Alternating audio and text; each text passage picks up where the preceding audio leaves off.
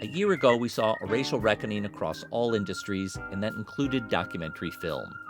Two of the most eloquent voices in our field are my guests, Sonya Childress and Wente.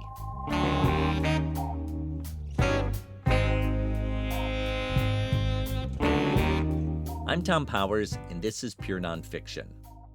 Our conversation took place last year as part of the Toronto International Film Festival's Industry Conference. I brought together Sonya Childress and Wente via teleconference for a session called Creating a Better Documentary Industry. Sonya has a background in documentary impact producing. She worked with the organizations Active Voice and Firelight Media. She currently has a fellowship with the Perspective Fund for her work as a researcher, writer, and organizer. In June 2020, when the world was being convulsed by COVID-19 and the mass protests following the murder of George Floyd, Sonya published an article called A Reckoning, focusing on ways that documentary filmmakers needed to hold themselves accountable. In the article, she asks, what future are we creating, and what structures must fall in order to build a new foundation? Ultimately, these conversations are not just about representation, they are about power. And sharing power is one step, but the next step is ceding power. And if people have been in power for a disproportionate amount of time, disproportionate to the people who are, within their network, within their community, within the field, it is important to think about how I can either share power, but ultimately cede power. And that's the moment we're in. There are asks to share power, and there are now demands to cede power because new leadership will bring new ideas. My second guest, Wente, is an Anishinaabe film critic, writer, and arts leader. He worked as a film curator for 11 years at TIFF Bell Lightbox, where I was his colleague. Now he's the executive director of the Indigenous Screen Office in Canada. That organization released a Protocols and Pathways document to educate media for working inside Indigenous communities. This month, Jesse is publishing his first book. It's part memoir and part manifesto, titled Unreconciled: Family, Truth, and Indigenous Resistance. You can see our show notes for links to all these references. We were speaking in September 2020. In the prior 3 months, the documentary field, like all organizations, was facing a new scrutiny. Our conversation is rooted in that moment, but a year later, the discussion points remain just as relevant. Jesse was joining me from Toronto and Sonya from Los Angeles against the backdrop of California's wildfires. Our conversation starts as I ask Sonya, what does this time of reckoning mean for her? This reckoning is brought is not just falling on our laps here in the nonfiction field.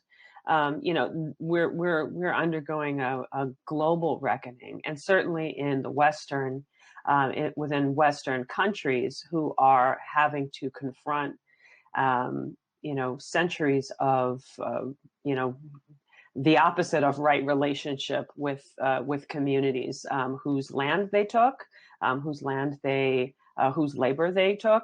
We're in the United States, just, for example, this reckoning that we're seeing in nonfiction, we're seeing in the theater world, we're seeing in journalism, we are seeing in the way people are in law schools, in the way law is applied in the criminal justice system, certainly the way journalism is taught.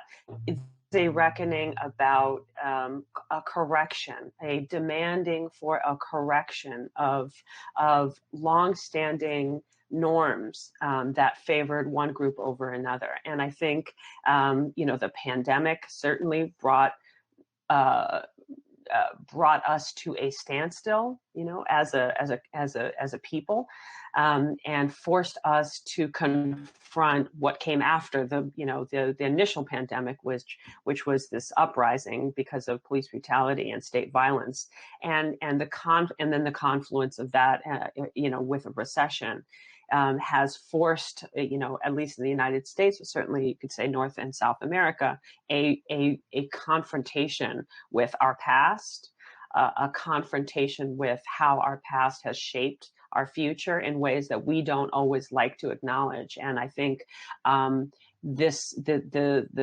dire in economic circumstances, the real fears around people's physical safety has just turned what was once somewhat polite conversation, and that was maybe assuaged by superficial responses. It just took all of that off the table and said, we need to look at the core issues that have created inequity and pain, and we have to confront them, and we have to think about new pathways, not a restoration to what we had pre-COVID, but we have to create something new systems, new economic systems, new relationships, new centers of power, new norms, and understandings of why and how we do this work. It all needs to be rethought. It all needs to shift.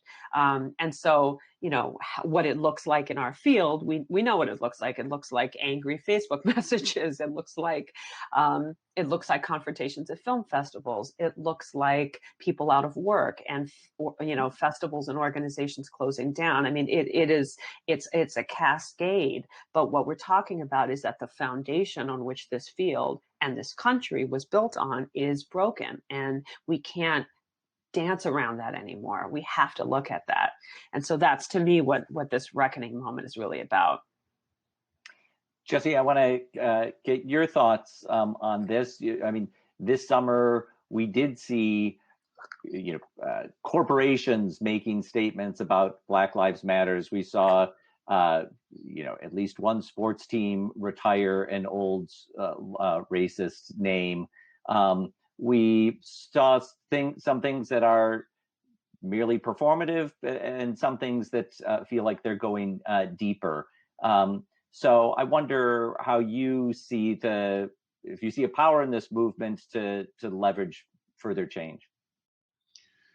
I mean, there's definitely a power in the movement to leverage further change. I mean, you mentioned the mascot issue. First Nations people have been protesting outside that stadium since the 60s, every opening game. But it changed this year. And why is that? I'd suggest a couple of things that collide. One is, most importantly, in a solidarity between racialized people, between Indigenous and Black people. We have a lot of solidarity and mutual interest in this moment. Things like mascots and the dehumanization that they represent are interconnected with the dehumanization that is enforced by police and that we see in their actions and in so-called justice systems. And so, I think it's not a coincidence that it took a solidarity movement to actually see that change. It also comes because we saw, they're changing syrup and rice and all this sort of stuff. And, I think one thing to keep in mind, those are all brands. And we have to understand that racism is part of branding and was part of branding, and that its interconnectedness with capitalism, and in fact, capitalism's reliance on racism, means that in this small slice, briefly, racism became unprofitable.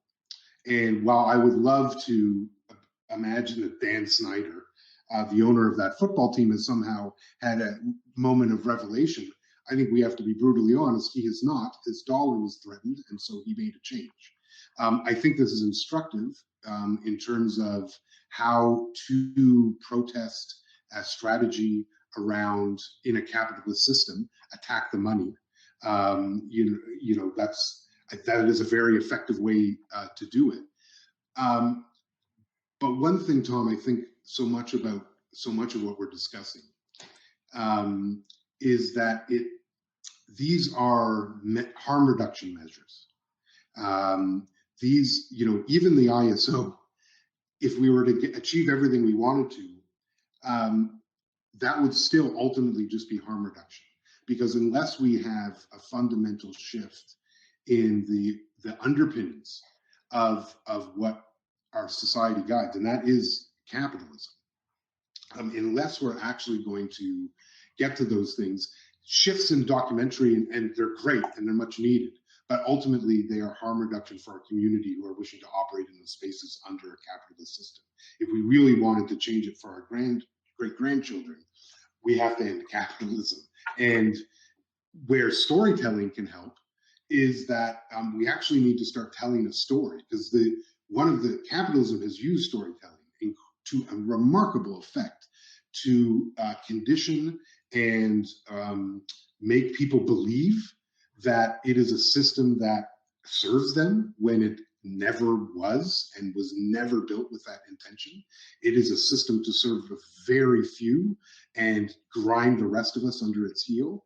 And if there's a way for us to start counteracting the storytelling that prizes individualism over collectivism, that prizes individual achievement over collective achievement, then we should be engaging in that storytelling immediately.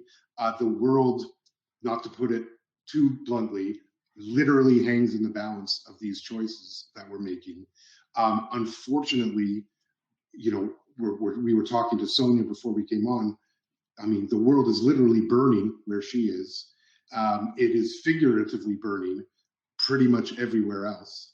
And yeah, I mean, I absolutely, when I read Sonia's piece this summer, it moved me, and we need all of these changes, but we can never lose sight that they are just a small piece of a much bigger thing.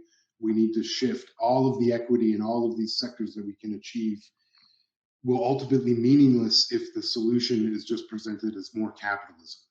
That is just not a solution for this, and we need to get there. And unfortunately, we need to get there at a speed that I worry our society is right now just unable to grapple with. Jesse talks about capitalism. Sonya, in your articles, you talk a lot about the economic power structure that the documentary film industry is a part of. I want to bring this to the point of view of a documentary filmmaker who's trying to navigate in this world, telling their stories. And on the one hand, to reach a wide audience potentially means having to engage with corporate infrastructures that may not have as their top goal telling an authentic story. Or you can tell your own, pure story, and there are outlets that you could take it to, whether it's the Imaginative Festival or the Black Star Festival in Philadelphia, or that kind of grassroots network. And there's a lot in between. Sonya, you talked about the way in which you're working to help connect this rising tide of grassroots networks. There's organizations like Brown Girls Doc Mafia and ADocs and Forward Docs and Cousin, and so many of these really important organizations that have appeared in recent years. For the people who are in those organizations, who are deeply committed to telling authentic stories about their community, but also want to make a living within this capitalist system, want to reach the widest possible audience, want to grow their careers as much as possible. Can you talk about some of the tensions that are faced there, and what you see as the kind of creative solutions that people are finding to work their way through that? I love what Jesse said, because I think we have to name the specter of capitalism that shapes everything that shapes the framework in which we're all working in, and also just say that capitalism is racialized, right? And within a racialized capitalist system, filmmakers of color are and white filmmakers are navigating this field in many ways, commodifying stories and considering how stories become commodities in which they use as leverage to position themselves in an industry that feels unsustainable, personally unsustainable. And And the problem isn't about who gets to tell whose stories. It's that we are competing in a capitalist and racialized capitalist system. And we are being told that in order to survive that, in order to win that competition, we've got to jockey, we've got to trade in stories, we've got to churn, work out faster, which means we are not in right relationship with the people who we're telling stories about. We are just commodifying that stories, churning it out and handing in the next one. We are trying to think about the market value of stories, and how we leverage the market value of stories. It has poisoned and influenced all of these, what, artistic choices at a very basic level, beyond just how people try to navigate a career in this field. It is influencing our artistic choices. This racialized capitalist system is influencing our curation, and an artist's basic artistic choices. So I think we have to kind of say that, because I think in some ways, and I would also just push back that these festivals like Black Star or Imaginative, that's creating a festival, these spaces are centers, and have been, especially for the more established festivals, are centers of gravity. They may not be considered elite spaces. They may not be considered gatekeeping sites of power to navigate yourself within an industry. But for the filmmakers and for the audiences, this is the place of power. And I think we have to also recalibrate our thinking around that, around the importance of these spaces. These are the audiences we've been wanting to serve. These are the communities we're in relationship with. These are the places where artists are being truly nurtured and audiences are being truly cultivated. So I want to just, put the emphasis back on these places that have been doing incredibly good work for a very long time, and are not kind of side places to kind of, churn your wheels while you get called up by the big dogs. I would also just say, I think, because we are talking about a larger system that affects the field, I think this is a moment in which filmmakers have to engage in justice movements that address those issues head on. I don't think we are filmmakers and artists in our culture have the luxury of just making art.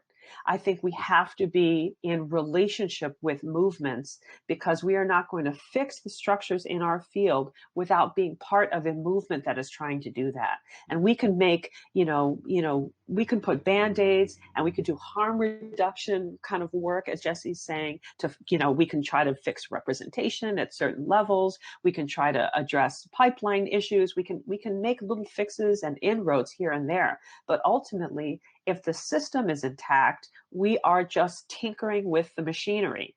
And what artists are of all backgrounds need to think about is, if our films are about inequity, but we are not invested in how to change that inequity, we're simply looking at it and looking at it and looking at it and interpreting it and representing it. It is unconscionable for us to not be engaging in justice movements that end that inequity at a fundamental level. We have to be in conversation. And the people who are pushing justice around, anti-capitalism or abolition movements are putting harder asks in front of all of us as a society.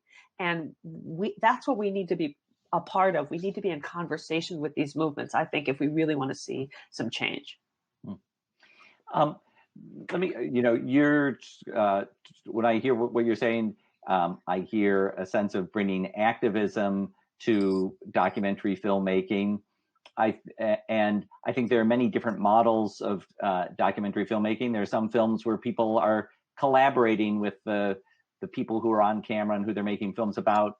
There's other forms of filmmaking that are trying to keep a journalistic distance from their subject, because they're diving into something they don't want to be too close to someone that they're making a film about, because they want to see that person or see that subject for its flaws as well, and to be critical about a subject.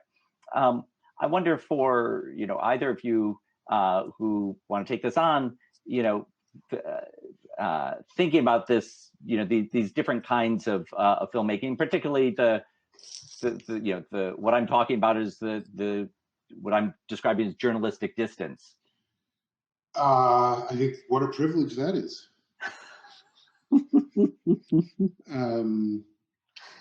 I mean, I guess some of that, I would say. I mean, journalism is somewhat apart to me than documentary. Some documentaries act as journalism, some do not. I think there's a reckoning happening around the false narrative of objectivity in journalism, because it doesn't exist, or if it does, it's for very privileged part of the ruling class to get to have that. In filmmaking, I guess to me the key is not so much whether you want to have an authorial distance from your subject. It's what's your accountability to your subjects and their community. What is your transparency in terms of your process back to them? Are you in right relations? If you want to be at a distance because that's the style of film, or that's how you want your audience to understand that story, fine. But I think there still has to be an accountability and a transparency and a right relations with both your subject and your audience. And it strikes me, Tom, that one of the challenges documentary has, and I think this is true of cinema in general, is as a medium, it was born with these problems right away. Like, when I think of the first images shot by Thomas Edison, those sort of, those were false images. Nanook of the North, often credited as the first documentary, completely made up film. And so, like, I think this is one of the things for when people that don't come from those traditions, when we actually gain access, is to transform those spaces into something like when those falsities and those issues are built into the medium itself, it can be a challenge for filmmakers that come from that tradition to actually unpack that. And I think that's why we need more artists engaged in this, so that they can actually figure out how to do these things. Because I'm not sure I have the answer, or a programmer is going to, but an artist may have a different approach. And just to quickly go back to your discussion around the business, and I think so much of that stuff is bullshit. I think we're told that the audience likes these things, but we live in a world where we don't have total free choice. So, like, yeah, Marvel movies are really popular, but they're also like one of the few things that gets made on that scale and pushed in that way. So, like, is that the audience loves them, or is that we're sort of conditioned to do all of that? And I think that's also why we need leadership change across the industry, because I don't think that's a lot of that stuff is true. And I think we get told those things by people who are gatekeepers and have a specific idea, and who grew up in a place where there weren't diverse stories. So of course they don't think those work now, because they haven't worked in the past, because they weren't ever tried in the past. So that you get in this circle, when I think we have ample evidence all the time that these stories work just great and are totally marketable and win Best Picture at the Oscars, like an anti-capitalist, anti-colonial story from Korea wins Best Picture at the Oscars. Yeah, because like that distributor gave it the same shot it did there. Like, they equalized the Oscar push, and voila, it won. And so, like, I think if we equalized the effort we put into these films, if we equalized the money, the time, maybe even extended time, because I agree with Sonya, part of the issue is the churn that the machine of the industry has decided is the right thing for it, when that isn't an artistic practice, that's an industrial practice. And so, like, we need new leadership to break it up. One of the things we're looking at when we offer development is elongate what that means. What in Canada, 6 months and $15,000. Well, that's not that good. Like, what if it was $50,000 in a year? Or, like, make these things better, invest the same amount that we have, and stop clinging to notions of what the market wanted 20 years ago. I think we're perilously close to where we were in the 60s and 70s, where the people that actually run the sector no longer have any connection to the audience they're trying to sell. And back then, what they did was just turn over the reins to the filmmakers. And they should do the same thing now, but in a way more equitable thing. The revolution of our moment, even in the COVID moment, is not a technological or even business-based revolution. It's who is telling the story.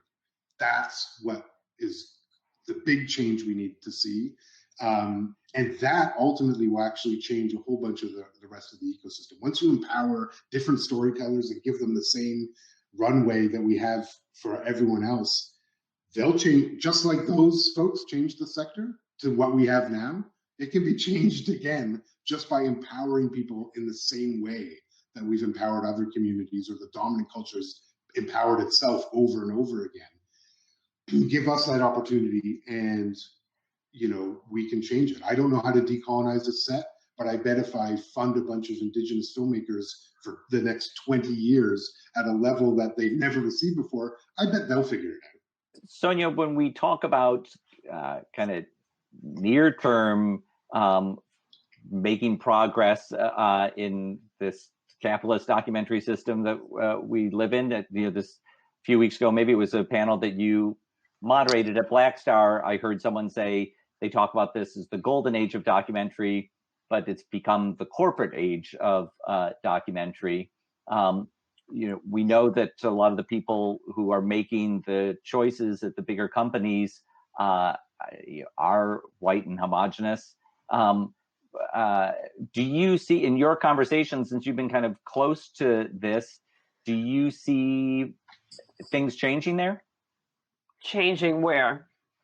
Changing at some of the larger companies. I mean, companies. Do you see more hires happening that are going to make these organizations more inclusive? Not yet. I think actually I think a lot of these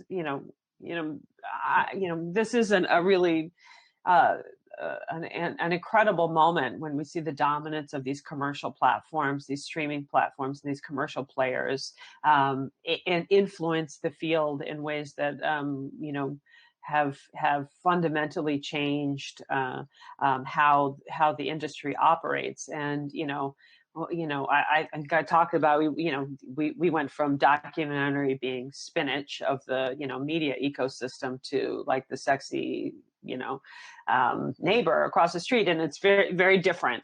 And I think the flush of money from these commercial platforms has really changed things. And it's I think what's bewildering about all of it is that at least in the United States, so many filmmakers, in particular emerging filmmakers of all backgrounds, get their first foray into this work through public media dollars. And public media has a mandate to public good. It has a mandate to reach diverse audiences. And that in many ways shapes the kind of ethos that some filmmakers have as they enter this field. When you're thinking about people who are entering into nonfiction, maybe from Hollywood, from scripted television, from feature films, and now they're seeing these commercial platforms that are giving out resources to are open to pitching to filmmakers who've never done nonfiction and saying, why don't you try your hand at a true crime series?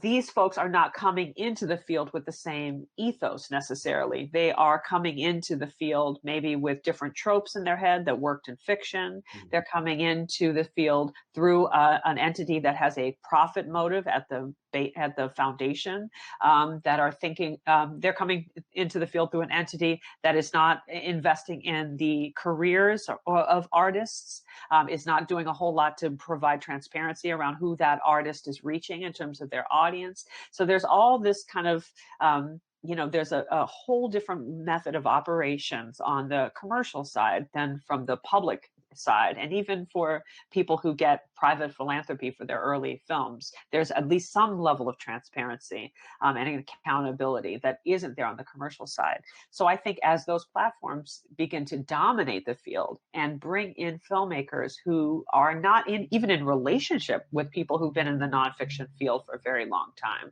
and not particularly that interested, because these commercial platforms are creating in many ways like a studio system where they have some vetted filmmakers who might have been vetted on the fiction side and who they are kind of there's a funnel where the content can come from them, and they're very comfortable, and they're not comfortable with this whole other pool of candidates.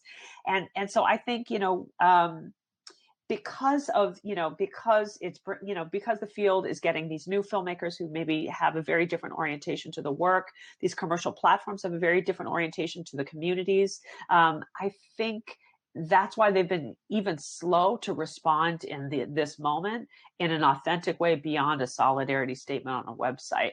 And I think what they are doing is, as Jesse said, they're trying to address optics. The optics of an all-white staff, the optics of an all-white leadership team looks bad in this moment. So they're trying to make some quick leadership changes. But fundamentally, these are commercial platforms that are built on profit motives. And I'm not sure how you fix that. But throwing one person of color into a sea of other folks is not going to fix anything. It's just going to make that person have a really tough hill to climb to create an ingrained system. So, I have not been particularly hopeful about how these commercial platforms are responding in this moment. Not hopeful yet, but I do think that for better or for worse, pressure works. Pressure is what makes change for those commercial platforms. I want to thank Sonya Childress and Jesse Wente for speaking with me. You can find links to their work in our show notes. Look out for Jesse's new book being published this month. The title is Unreconciled: Family, Truth, and Indigenous Resistance.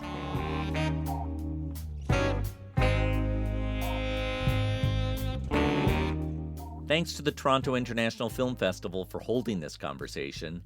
This year's festival takes place September 9th to the 18th. I'll be holding a round of talks at the industry conference with filmmakers such as Stanley Nelson, Chai Vassarelli, Jimmy Chin, and others. You can access the industry conference online from around the world. For more information, visit tiff.net/industry. Thanks to our team, series producer Hannah Norden-Swan, and web designer Cross Strategy. Our theme music is composed by Andre Williams, and our executive producer is Raphael Nehausen. I'm Tom Powers. You can follow me on Twitter at THOMPowers. You can read our show notes and sign up for our newsletter at purenonfiction.net.